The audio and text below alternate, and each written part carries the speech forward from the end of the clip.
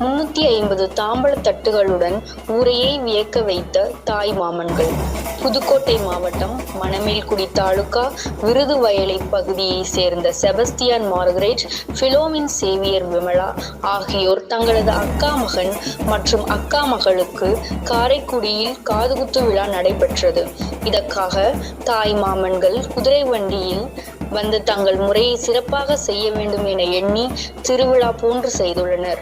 குதிரை வண்டியில் உற்றார் உறவினர்களுடன் ட்ரம்ஸ் மேள தாளங்களுடன் 350 தட்டு தாம்பழங்களுடன் காதணி விழா கோலாகலமாக நடைபெற்றது. சீர்வரிசையாக பட்டு சேலை, தங்க நகை, வளையல், அண்டா, பாத்திரங்கள், இனிப்புகள், பழங்கள், பூக்கள் என ஏராளமான பொருட்கள் அடங்கிய தாம்பூல தட்டுகளை பஸ், டெம்போ வைத்து கொண்டு வந்தனர்.